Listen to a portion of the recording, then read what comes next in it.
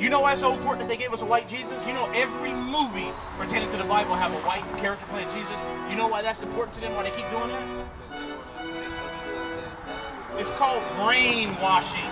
Because if I see you as Jesus all the time, I'm going to see every white man that passed by as there's Jesus in him.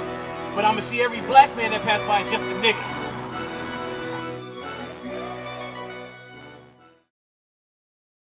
Check this out, Anthony. Okay, I'm going to answer your question, all right? So listen, you got to pay attention. Yeah, I'll do that. All right, so check this out. Read.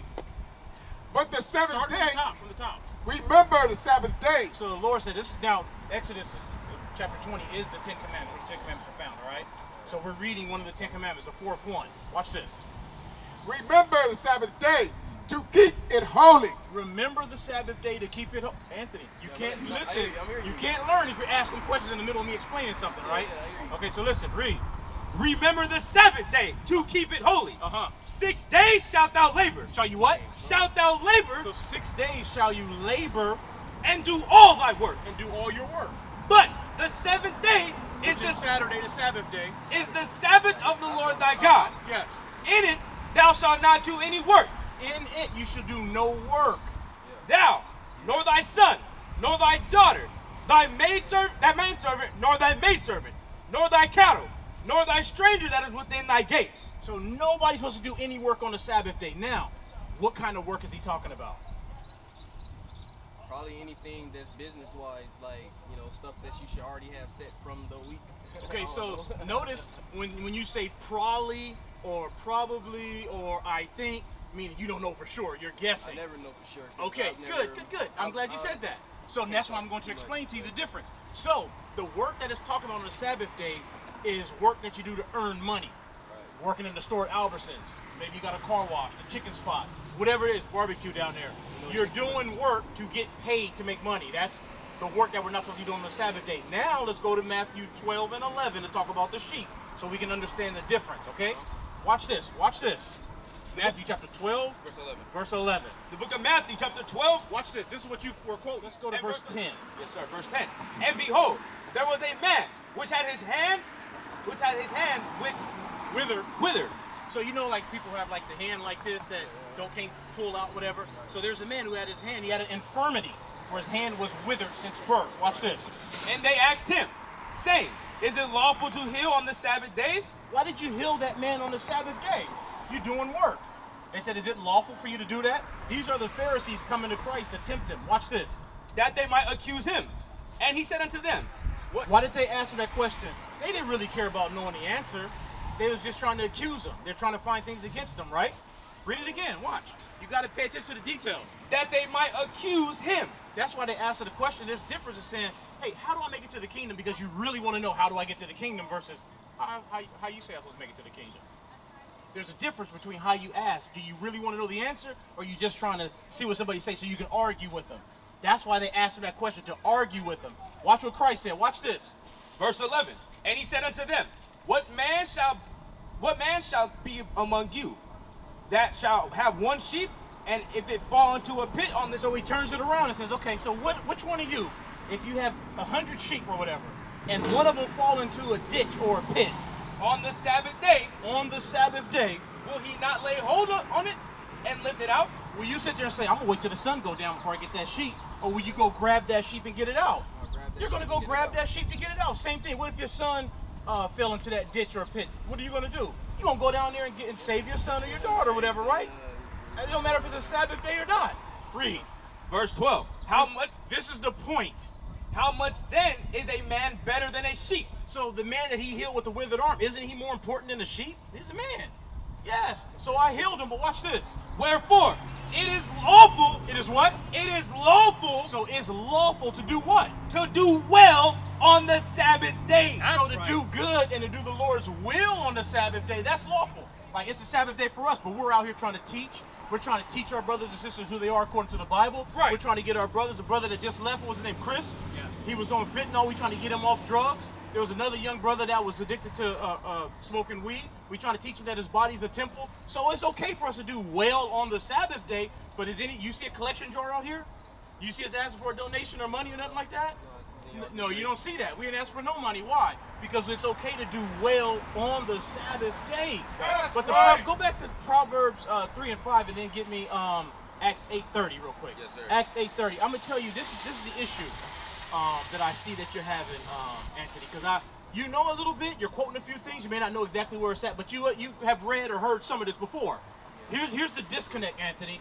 And I had the same disconnect that you had, where I could quote certain scriptures and I could talk about this, but the full understanding of it, I didn't really have it because I never got the full breakdown or understanding from it, from reading it or whatever, from whatever Christian churches I was going to at the time. Watch this. Book of Proverbs, chapter 3 and verse 5. Bring it out. Trust in the Lord with all thine heart. It starts with trust in the Lord, because this right here is going to have you doing things that you thought was okay. Like they'll tell you to stop doing things you thought was okay. There was a time where I used to shave my beard. I thought it was okay. I had the little chin strap and the goatee and all that. But then I read, hey, listen, you're not supposed to shave your beard. Why? Because the beard is a badge of manly dignity. That's right. Right. How do you tell the difference between, matter of fact, let me ask you a question. There's two people on this planet that don't have beards. Who are they? Pop quiz. There's two people who don't have beards. Not you, I'm not speaking to you. Two people on this planet. There's only two. Two people on this planet. Is Trump one? He said Trump? No, that's incorrect. Okay. It's so simple. Sometimes we overthink stuff. Women. Right. Women don't have beards. Who's the other person? Who's the other? Yeah. Think about it. Bring it out. Children. That's right. Women and children are the only people on this planet that don't have beards. That's right. So how can I tell? So if I'm looking at, am I looking at a man or am I looking at a boy over there? Right. The Lord said that beard is a badge of manly dignity. That's right. You ever see a lion running in Africa? You like the Nature Channel or something that see that mane going? You know, when you see that lion running, do you see sheep and goats and zebras running alongside like, hey, what's up with the lion? Do you see that? Do you see them running side by side with the lion? We usually don't see that version of it. I'm saying, do you see, have you ever seen a zebra running side by side with a lion? I've seen men out there with the lions and hugging them. I'm asking you in the wild. In the wild. You hear my question? In the wild, when you watch the Nature Channel, right? Do you see zebras running side by side with that lion? They be running away side by side. Now, when you see that lion run to the watering hole, what do the rest of the animals do? You said what? When you see that lion run to the water hole or whatever, get some water. He's jogging to get some water. What do you see all the other animals that's already drinking? What do they do when that lion comes around? They move around. They get the hell up out the way. That's right. Right? When you see that lion running, you see that mane. But you know, I can't hear you. Say it again. for the most part that we see, but there might be a Well, time where I can only talk about what we've seen. I can't talk about what might have happened or something. We have to go by the facts. What we've seen. If we have not seen a zebra running side by side with a lion, playing around with a lion, we don't see that. Right. You could imagine, maybe so, but I'm talking about what we've actually seen and documented through documentaries and things like that. And when you see that lion running with that mane, you just look, that looks royal right there. That looks like, hey, let me, lion over there. I know. But it's like, when you see that lion running, it's like, hey, listen, everybody knows that's the king of the damn jungle right there. Get the hell up out the way. That's the way we supposed to be, right? We got to look the part and act the part. We inspired a lot of the tribes to come together in solidarity, ultimately leading us up till today, which is us being transformed into the Israelites that the Bible speaks of. Because that's who we are. That's who we be.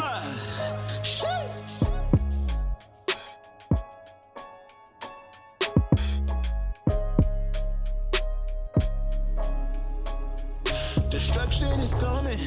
You can't do no running. It's amazing. I'm loving what I'm seeing right now. And it's in Oakland. We need this. God is working. We all need to come together like this so we can take back our kingdom. We need more. We're praying for vengeance, cause we need more. We need a savior. A savior to come and redeem us. Whoa.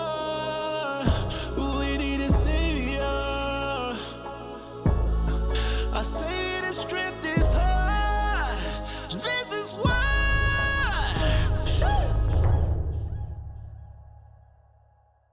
Bro, I didn't think nobody cared no more. Really didn't see it, man. So thank you guys again. go back to where I was at. Read.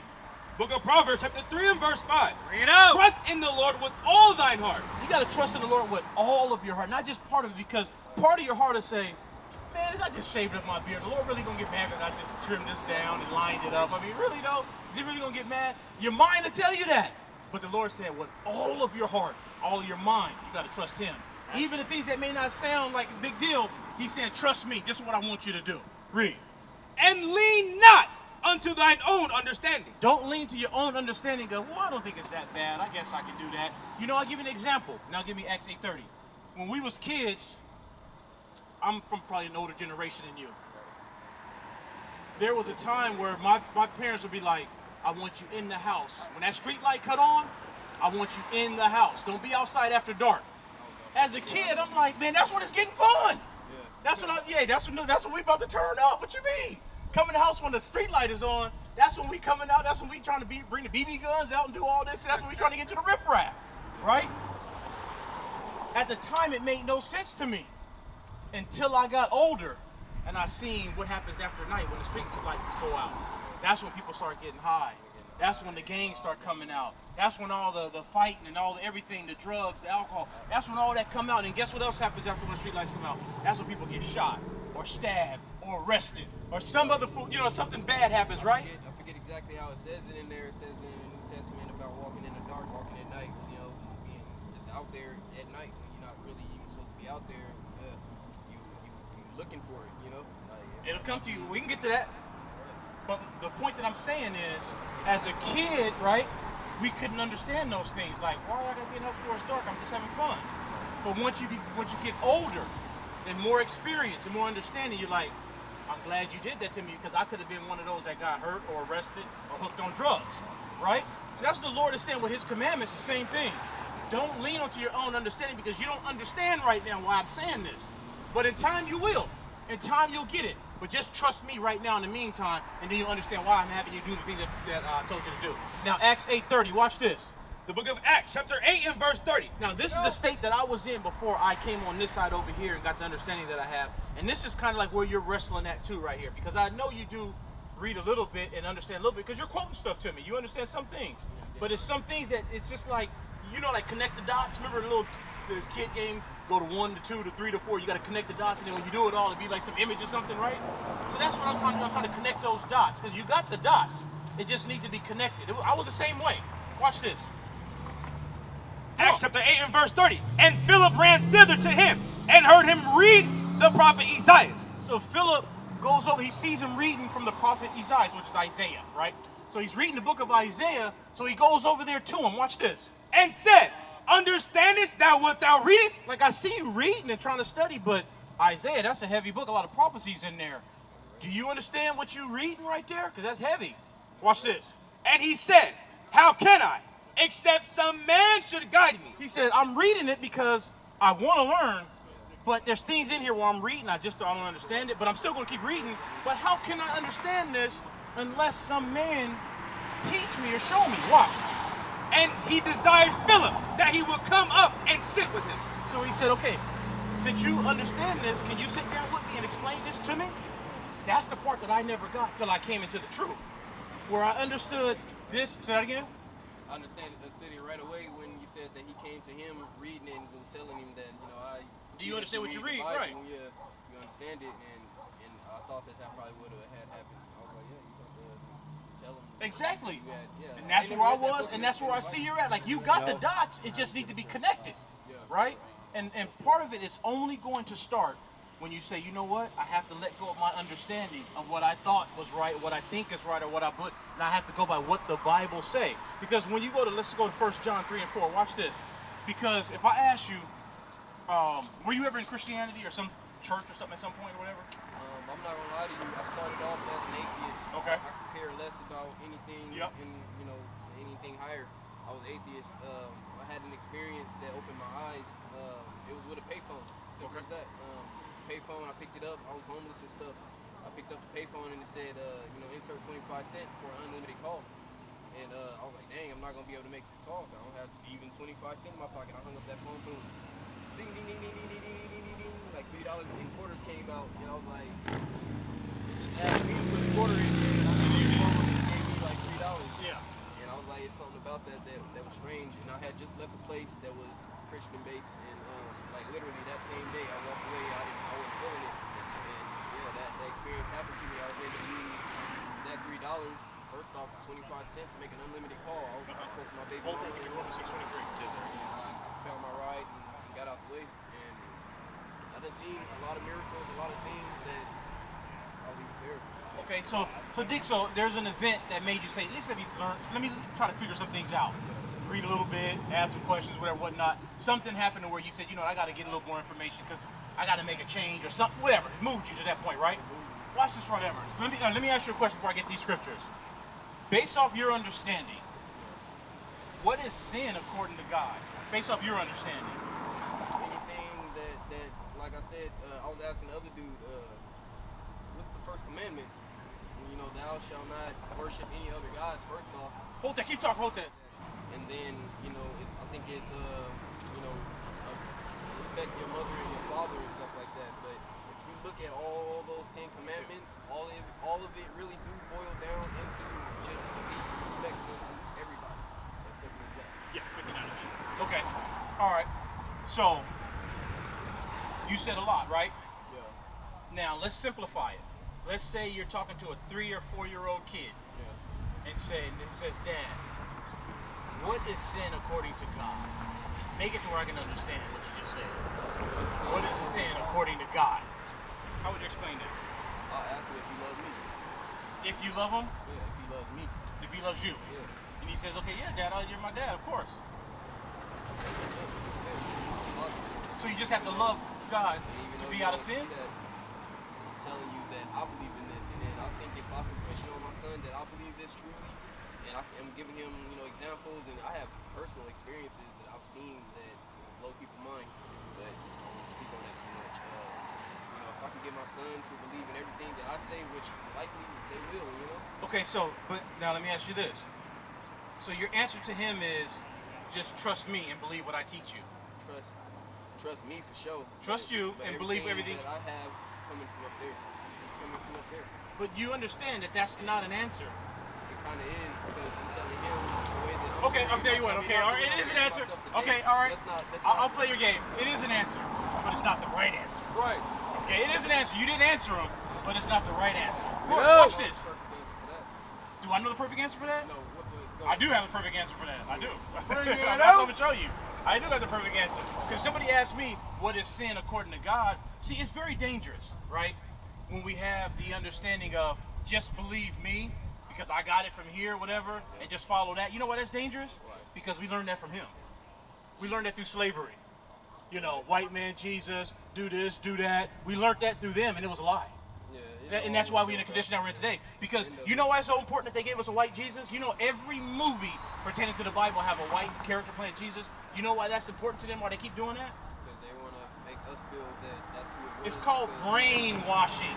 Because if I see you as Jesus all the time, I'm going to see every white man that passed by as there's Jesus in him. But I'm going to see every black man that passed by as just a nigga. Okay, so that's why they keep that image in us. A white man Jesus, white man this, white man that, white so pure. That's why they keep that. Now watch this. It's important to know the truth. Check this out. Here's why knowing what sin is so important, because sin is what's going to separate us from God. Watch this. The book of Isaiah, chapter 59 and verse 2. Nothing else separates us from God except sin. That's the only thing that separates us from God. So wouldn't it be in our best interest to know exactly what sin is so we know what's separating us from him? No, just that question, because I'm explaining. Right? It's yes or no. Isn't it very important to know what's separating us from God? I do. Okay. All right. It's hard thing. Okay, I'll explain. Watch this. Isaiah chapter 59 and verse 1. Watch this. Behold, the Lord's hand is not shortened, that it cannot save. So the Lord saying, my hand, I can save you out of any condition that you're in. Drug addict, alcoholic, poor, whatever. He said, I can save you out of any condition that you're in. His hand's not too short to save you. Watch this. Neither his ear heavy that it cannot hear. No matter where he's at, he can hear our cry to him. Right? You got that. You understand that. Read. But, because he has the power to heal us and save us and to hear us. But, there's a reason why he hasn't. Watch this. But your iniquities. You know what iniquity is? I would only assume, what, Just a yes or no. Do you know what it is? Like, no, not guess. Do you know what it is? What is iniquity? What is iniquity? All right, it's like, when you say it's like, not transgressions, but it's. Oh, it is. Yeah. It is. Transgression, or another word for that is sin. Right. So iniquity is sin. Watch this. But your iniquities, your sin, your iniquity, your transgression have separated. It's what's separating what? Between you and your God. You see that? He said it's your sin that's separating you from me. I can save you. I can hear you, but you gotta stop sinning first. As long as you keep sinning, I'm gonna stay just like this till you stop sinning. Now give me Romans 6:23. Watch this. The book of Romans chapter 6 and verse 23. Uh-huh. For the wages of sin. Now, if you have a job, right? At the end of 2 weeks, you expect to get what? Just get that paycheck. That's your what? Wages, right? That's your wages. You put in work for 2 weeks. Now come Friday or come 2 weeks, come holler at me with that paycheck, right? Right, that's the wages. You earn that. Wages is something you earned. Okay, right? You dig that? Yeah. Okay, so watch this. Read it again. For the wages of sin. Meaning, because of your sin, you earned something. What did you earn? Read. Is death. Death. Right? Because you're in sin, that work that you're doing in sin is going to lead you to death. All right? So you understand that. So what do we get understood so far? One, the only thing that's separating us from God is sin. We just read that in Isaiah 59, right? So sin is separating us from God. Now we just read, if we stay in sin, the payment for that, the wages for that, is death. So now, armed with that knowledge, wouldn't it be in our best interest to know exactly for sure what sin is? Not guess, not think, not, well, if we, and you do this and, love God and trust me, and like that's guessing. Yep. When it comes to death and salvation, bro, when it comes to death and life, we don't want to guess what that. I can guess what, how much my bill's gonna be next month. I can guess if I can make it to work in my car, have enough gas. I can guess with that because at the end of the day, I can survive if I'm wrong. But when it comes to your soul and life and death, that's not something we ever want to guess with. We want to know for sure, right? Make sense? Sure. Okay, now. And if you don't, that's what saves you for the most part. If you don't know for sure, because me at 30, if I continue to commit sin, I'm gonna have to pay the consequence for that. Somebody can be 30 years old and be absolutely blind and naive to the fact that there is a God, like entirely all the years. And so you're saying that that person could possibly make it be saved, right? Yeah. So now, do you want to take that chance? I wouldn't. Okay, so no. If it ain't good enough for you, then don't teach it. Right. All right. So now let's get to sin. 1 John. Now, well, listen. But okay, do you want to take that chance? No, not me. Because you know why I said that? Yeah. Because if you go out there and teach that, but you're not doing that, what would that make you? A hypocrite. Are we supposed to be hypocrites? Not at all. Not at all. So listen, I'm not going to teach somebody what there might be a minute 0.0000001% chance of happening. Right. I'm gonna teach you what the Bible say, that if you do this is how you're gonna be saved. Right. I'm gonna teach that. I'm not gonna teach the what ifs. Right. Now, read this. Watch this. So now, I'm gonna give you Anthony. I'm sorry. It is Anthony, right? Yeah, Anthony. Anthony, I'm gonna give you the exact true answer of what sin is. So going forward, from this day forward, you'll never have to guess and say, well, I think it's this, or it might be that, or I just have this connection with God. Or you'll never have to guess no more. The Bible is a dictionary too as well. It's going to tell you exactly what sin is. Watch this. It's very clear. Anybody can understand what we're getting ready to read, but not everybody can accept it. Read. The book of 1 John chapter 3 and verse 4. Whosoever committeth sin. Now, see, the topic is sin, right? Whosoever committeth sin, transgress it. Transgress. What's another word for transgress? Break. Right? Whosoever committeth sin, transgress or break what? Also the law. They break the laws of God. Watch this. They're going to make it even more plain. Read. For sin is the... Now, for sin is. Get ready to define it. For sin is. Read it from for sin. For sin is the transgression of the law. Boom. Plain, simple, pure, uncut. Sin is simply breaking God's laws. Right. No. So when we read earlier in Isaiah 59 where God said, it is your iniquity, your sin, that has separated you from me. It is the fact that you're breaking my laws. That's what's separating you from me. Then we read in Romans 6:23, for sin, the wages of sin is death. What is this? What is the wages of sin? Us breaking God's laws. What is a nation? Nation is family. Nation is community. Nation is men leading by example. Nation is women's support. Nation is children with role models. Nation